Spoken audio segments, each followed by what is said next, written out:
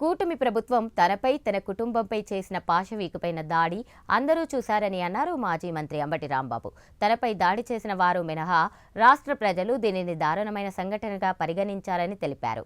తన ఆస్తులపై కూడా దాడి చేసే ప్రయత్నం చేస్తున్నారని చెప్పారు. సత్తెనపల్లిలోని తన 22 ఎకరాల పొలాన్ని సర్వే చేయాలని తహసీల్దార్ కార్యాలయం నుంచి తనకు నోటీసులు ఇచ్చారని చెప్పారు.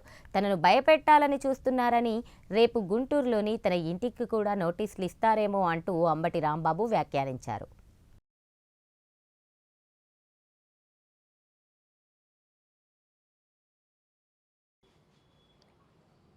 నా మీద, నా కుటుంబం మీద చేసినటువంటి పాశవికమైన దాడిని మీరందరూ చూశారు. సుమారుగా నెల రోజుల పైచిలుకు పాటు రాష్ట్ర వ్యాప్తంగా చర్చ కూడా చేశారు. నాకు తెలిసినంతవరకు ఇది ఒక దారుణమైన సంఘటనగానే అందరూ, ఏదో ఆ దాడి చేసిన వాళ్ళు మినహా, ఇది ఒక దారుణమైన సంఘటన, ఇలాంటివి ప్రజాస్వామ్యంలో జరగకూడనివి అనే విషయాన్ని చాలా చక్కగా ఎస్టాబ్లిష్ చేశారని కూడా నేను నమ్ముతా ఉన్నా. దానితో పాటు అంతటితో ఆగకోకుండా నా మీద ఫిజికల్, లీగల్ దాడులతో పాటు ఇవాళ నా ఆస్తుల మీదకు దాడులు చేయాలనేటువంటి ప్రయత్నం ప్రభుత్వం చేస్తుందని చెప్పడం కోసం మీ ముందుకు ఇవాళ నేను వచ్చాను. అదేమిటంటే, నాకు సత్తెనపల్లి నియోజకవర్గంలో రెడ్డిగూడెంలో, అంటే రాజుపాలెం మండలంలో ఒక 22 ఎకరాల పొలం ఉంది. ఇది నేను కొనుక్కొని దాని చుట్టూరా ఫెన్స్ వేసుకొని కాస్త వ్యవసాయం చేసుకునేటటువంటి ప్రయత్నం చేస్తున్నాను. మీరు కూడా కొన్ని వీడియోలు చూసి ఉంటారు. గతంలో కూడా అక్కడ నిమ్మ మొక్కలు, మామిడి మొక్కలు, బత్తాయి మొక్కలు ఇలాంటివన్నీ వేసుకొని కాస్త, అది వ్యవసాయం లాభం కోసం కాదు, ఒక హాబీగా చుట్టూరా ఫెన్స్ వేసుకొని చేస్తూ ఉన్నాను. దానికి హఠాత్తుగా నేను జైల్లో ఉన్న సమయంలో నాకు చెప్పారు, కొంత సర్వే పేరుతో రహస్యంగా వచ్చి అవన్నీ కూడా చెక్ చేసుకున్నారు నేను లేని సమయంలో. ఆ తర్వాత నాకు ఒక నోటీస్ ఇచ్చారు. ఎవరు? మండల సర్వేయర్ ఆఫీసర్, ఎంఆర్ఓ ఆఫీస్ నుంచి నాకు ఒక నోటీస్ వచ్చింది మొన్న ఈ మధ్యన. దానిలో ఏమన్నారంటే, మీ పొలాన్ని మేము సర్వే చేయాలి, మీకున్నటువంటి పొలాన్ని మేము సర్వే చేయాలి, పోయిన నెల 28వ తారీఖు 2 గంటలకి మీరు రావాలి, మీ డాక్యుమెంట్స్ అన్నీ తీసుకురావాలని ఒక నోటీసుని ఎంఆర్ఓ ఆఫీస్ నుంచి నాకు సర్వ్ చేశారు. దానికి మేము రిప్లై ఇచ్చాం. సర్వే చేయటం ఏంటి, ఎవరు చేయమన్నారు, ఎందుకు సర్వే చేస్తున్నారు, నేనన్నా సర్వే చేయమని అడగాలి, లేదా నా పక్క పొలం వాడైనా కలిసిందండి రాంబాబు గారి దానిలో సర్వే చేయమని అడగాలి. ఎవ్వరూ సర్వే చేయమని అడక్కోకుండా మీరు ఎందుకు సర్వే చేస్తున్నారు అని చెప్పి మళ్ళా మేము ఎంఆర్ఓ గారికి ఇచ్చాం, ఇది ఇల్లీగల్ అని. ఆ తర్వాత మళ్ళీ ఒక నోటీస్ ఇచ్చారు. దానిలో రాజుపాలెం మండల తహసీల్దార్ గారు ఏమంటారంటే, regional vigilance and enforcement officer గారు దీన్ని చెక్ చేయమన్నా అంట. Regional vigilance and enforcement officer గారు దీన్ని చెక్ చేయమన్నా అంట. దేనికై అంటే, దీనిలో ఒక గెస్ట్ హౌస్ ఉందట, దీనిలో ఒక స్విమ్మింగ్ పూల్ ఉందట, అందువల్ల దీన్ని చెక్ చేయాలి అని చెప్పేసి మళ్ళీ నోటీస్ ఇచ్చారు. This is also illegal. దానిలో స్విమ్మింగ్ పూల్ లేదు, ఒక బావి ఉంది, ఒక గెస్ట్ హౌస్ లాంటిది, ఒక పెంకుటింటిది ఉంది. ఉంటే ఇది కట్టుకోకూడదా మా పొలంలో? అది తప్ప? What is this? అంటే హెరాస్మెంట్ చేస్తారా మమ్మల్ని? సర్వేలు చేస్తారా వచ్చి రౌడీజంగా? లీగల్గా రావాలా. రీజనల్ ఎన్ఫోర్స్మెంట్ ఆఫీసర్కి నా పొలానికి సంబంధం ఏంటి? ఉంది, స్విమ్మింగ్ పూల్ ఉంటుంది అనుకోండి, బావి అనుకోండి, అది స్విమ్మింగ్ పూల్ ఉంటే, గెస్ట్ హౌస్ ఉంటే ఉండకూడదా? చట్ట వ్యతిరేకమా? నేను అడుగుతా ఉన్నా. మరి చంద్రబాబు నాయుడు చట్ట వ్యతిరేకమైనటువంటి కృష్ణానది గర్భంలో ఉన్నటువంటి గెస్ట్ హౌస్లో ఆయన నివసిస్తూ నా పొలంలో ఒక చిన్న గెస్ట్ హౌస్ ఒక బాగా ఉంటే దాన్ని మీరు ప్రశ్నిస్తారా? ఏంటి మీ ఉద్దేశం? అంటే అంబటి రాంబాబుని 18 రోజులు జైల్లో పెట్టినా వినలేదు, కేసులు పెట్టినా వినలేదు, దాడులు చేసినా వినలేదు, కాబట్టి ఈయన మీద ఈ రకంగా మనం డిపార్ట్మెంట్ను తీసుకెళ్ళి ఎక్కిచ్చేద్దాం, భయపడిపోతాడు అనుకుంటున్నారు. పిచ్చోళ్ళలాగా ఉన్నారు మీరు. చంద్రబాబు నాయుడికి లోకేష్ ఇంక పని పాట లేదనుకుంటా ఈ రాష్ట్రంలో. నా ఆస్తులు ఎక్కడున్నాయి, దానిలో ఏముంది అని రంధ్రాన్వేషణ చేసి ఏం చేస్తారు మీరు అడుగుతా ఉన్నా. ఇప్పుడు దాకా ఏం చేశారు, ఇంకా ముందు ఏం చేస్తారు? Yes, that is my land, లీగల్గా కొనుక్కున్నటువంటి ల్యాండ్. దానిలో ఒక చిన్న గెస్ట్ హౌస్, అది కూడా ఏంటి రేకులతో, నేను కట్టింది కూడా కాదు ఇది. నేను ఎవరి దగ్గర అయితే కొన్నానో వాళ్ళ దగ్గర ఆల్రెడీ ఉంది ఈ బావిను, దిగుడు బావి, వర్షపు నీళ్ళు నిలబడే బావి. అది చూపిస్తా, అది కూడా మళ్ళీ ప్రెస్ వాళ్ళందరికీ కూడా. అక్కడ నిర్మాణం చేసి పాడుపడిపోయినటువంటి ఒక గెస్ట్ హౌస్ నేను కొన్న తర్వాత రెండింటిని బాగు చేయించుకున్నా. ఇదేదో పెద్ద నేరంలాగా వేల కోట్ల రూపాయలు, లక్షల కోట్ల రూపాయలు నేనేదో దోచేసినట్టుగా, what is this nonsense అంటే భయపెడుతున్నారా? భయపెట్టి ఏం చేస్తారు మీరు మమ్మల్ని? మీ చేతిలో అధికారం ఉంది కదా అని నేను లీగల్గా కొనుక్కున్నటువంటి భూమిలో ఏ రకమైన తప్పులు లేకపోయినా గెస్ట్ హౌస్ ఉంది, నోటీస్ ఇచ్చారు గెస్ట్ హౌస్ ఉందని. An allegation has been made against the former minister Sri Ambati Rambabu regarding construction of a guest house with a swimming pool in Reddigudem village, Rajupalem Mandalam, Palnadu district, and provide the details of where the guest house and swimming pool constructed in which so and so. ఎక్కడ guest house ఉందో కనుక్కోవాలంట. ఏంది ఇది, కొత్తగా వచ్చిందా, నిన్న మొన్న కట్టానా లేకపోతే నేను కట్టానా? ఈ రకంగా ఒక హెరాస్మెంట్ చేయాలనేటువంటి ఉద్దేశంతో ప్రభుత్వం దగ్గర నుంచి చంద్రబాబు నాయుడు గారు, అదేవిధంగా లోకేష్ గారి ఆదేశాల మేరకు మా ఆస్తుల మీదకి నోటీసు ఇచ్చే కార్యక్రమం చేస్తున్నారు. చంద్రబాబు నాయుడు గారు ఏమో కృష్ణానదిలో కట్టినటువంటి ఒక మంచి బంగళాలో ఉంటాడు అనాథరితుడిగా. మా పొలంలో మేము ఏదో చిన్న రేకులు వేసుకుంటేనేమో అది గెస్ట్ హౌస్ అంట, బావి తవ్వితేనేమో అదేమో స్విమ్మింగ్ పూల్ అంట. అవి చూసుకోమని చంద్రబాబు నేను లోకేష్ ఇద్దరే రండి, ఈ విజిలెన్స్ వాడు ఎందుకు, ఇద్దరు రండి చూడండి, అది ఇది చూద్దాం. ఏది కృష్ణానది గర్భంలో ఉన్నటువంటి పెద్ద స్విమ్మింగ్ పూలు, పెద్ద అద్భుతమైన భవనము, నా దొక్కు గుంట రెండు చూద్దురండి, నేనే వస్తాను. పిచ్చెక్కిందేమన్నా మీకేమన్నా?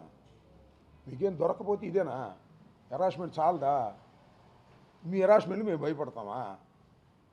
మీ హెరాస్మెంట్కి భయపడిపోయి మేము వైఎస్ఆర్ కాంగ్రెస్ పార్టీ వదిలిపెట్టి మీ అంట తిరగాల? పిచ్చి వేషాలు వేయి మాకు మనవి చేస్తున్నా. ప్రభుత్వాలు శాశ్వతం కాదని మనవి చేస్తున్నా. చంద్రబాబు శాశ్వతంగా ఉండడానికి కూడా మనవి చేస్తున్నా. లోకేష్ శాశ్వతంగా ఉండడానికి కూడా మనవి చేస్తున్నా. శాశ్వతంగా మీరే ఈ పదవుల్లో ఉండరనే విషయాన్ని మీరు గమనించలేకపోతున్నారు. ఏదో 5 సంవత్సరాల కోసం మిమ్మల్ని ఎన్నుకుంటే మా మీద దాడులు చేయటం, మా ఆస్తుల మీద దాడులు చేయటం, ఏం చేస్తారో చూస్తాను. అన్నిటినీ చట్ట ప్రకారంగా ఎదుర్కోవడానికి నేను సిద్ధంగా ఉన్నాను. ఇది అన్యాయం, అక్రమం, అధికారం ఉందని మీ ఇష్టం వచ్చినట్టుగా వ్యవహరించడం సరైన విధానం కాదని ఈ సందర్భంగా నేను ఈ ప్రభుత్వాన్ని, మరి ముఖ్యంగా లోకేష్ని హెచ్చరించదలుచుకున్నాను. ఇప్పటికైనా ఈ పిచ్చి చేష్టలు మానండి. మానకపోతే దీనికి ప్రతిఫలం అనుభవిస్తారు. మా ఇంటి మీద దాడి చేసినందుకు 7 గంటల సేపు మమ్మల్ని ఇబ్బంది పెట్టినందుకు మీరు అనుభవించబోతున్నారు. మళ్ళీ దీనికి కూడా మీరు అనుభవిస్తారని ఈ సందర్భంగా నేను చెప్పదలుచుకున్నాను. Water okay.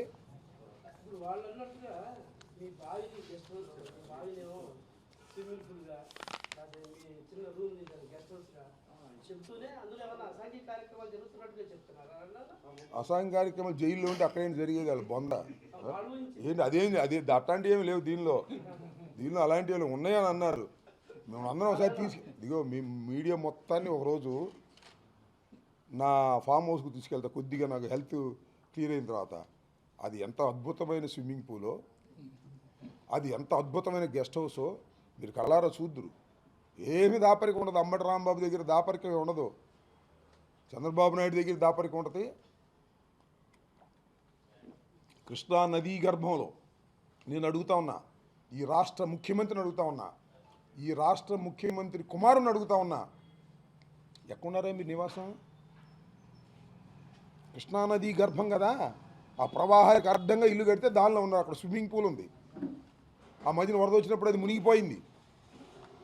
అలాంటి కట్టడాల్లో ఉండి నేనేదో వ్యవసాయం చేసుకుందాం హుషారుగా అని నేను కొనుక్కుని దానిలో చిన్న రేకుల షెడ్ని రిపేర్ చేసుకుంటే అదంటే స్విమ్మింగ్ గెస్ట్ హౌస్ లాగా ఉందంటే స్విమ్మింగ్ పూల్ లాగా ఉందని నోటీస్ ఇస్తారా? ఏం చేస్తారా మీరు? నాకు అర్థం కాలేదు.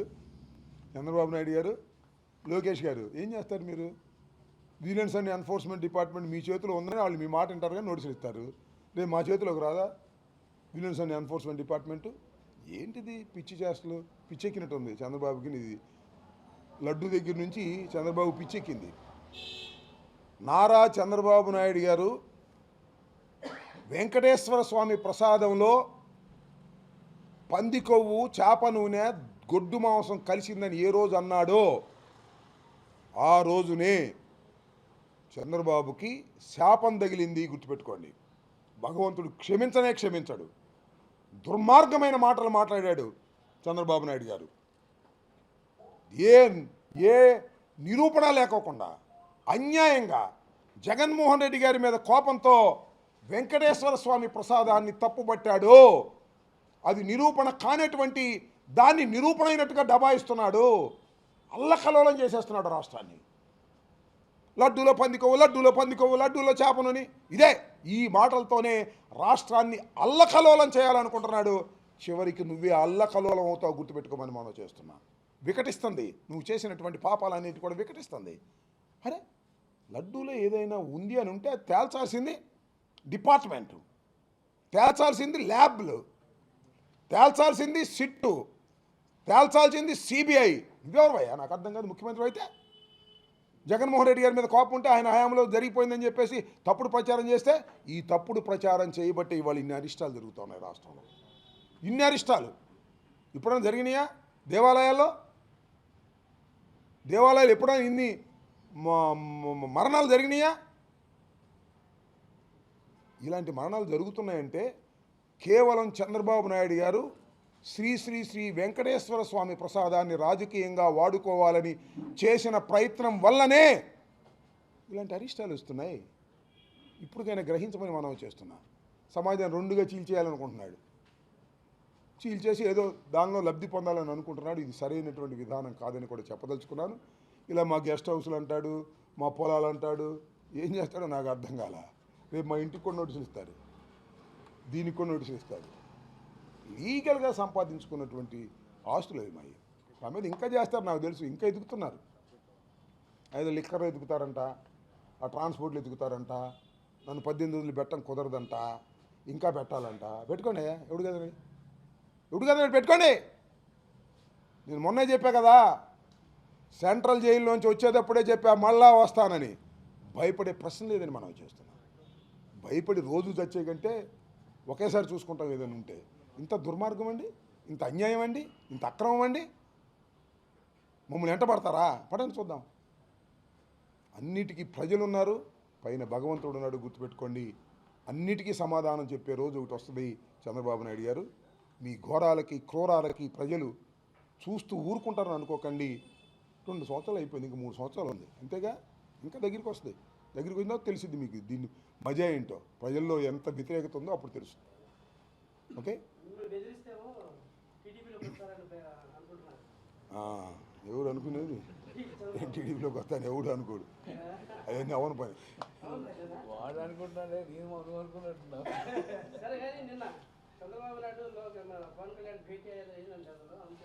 ఏం భేటీ అయ్యారు మనకు తెలియదు. వాళ్ళు భేటీలు అవుతూనే ఉంటారు, మాట్లాడుకుంటూనే ఉంటారు, ఏ పథకాన్ని అమలు చేయరు. ఏంటి నాకు అర్థం కాదు. వెంకటేశ్వర స్వామికి ఇవాళ జరుగుతున్న కొండ మీద ఏం జరుగుతుందో చూశారుగా. ఆ చైర్మన్ గారి వ్యవహారాలు, ఈ వ్యవహారాలు అన్నీ అసలు ఒక్క అభివృద్ధి కార్యక్రమం లేదు, ఒక్క సంక్షేమ కార్యక్రమం లేదు. అన్నీ ఈనాడు ఆంధ్రజ్యోతిలో వార్తలు వేసుకోవడం తప్ప ఏదీ లేనటువంటి పరిస్థితి వాళ్ళు వచ్చింది. ఈ కూటమి ప్రభుత్వం అటర్ ఫ్లాప్ అని ప్రజలు నిర్ణయించుకున్నారు. ఓటేసి టైం ఉంది కాబట్టి వెయిట్ చేస్తున్నారు.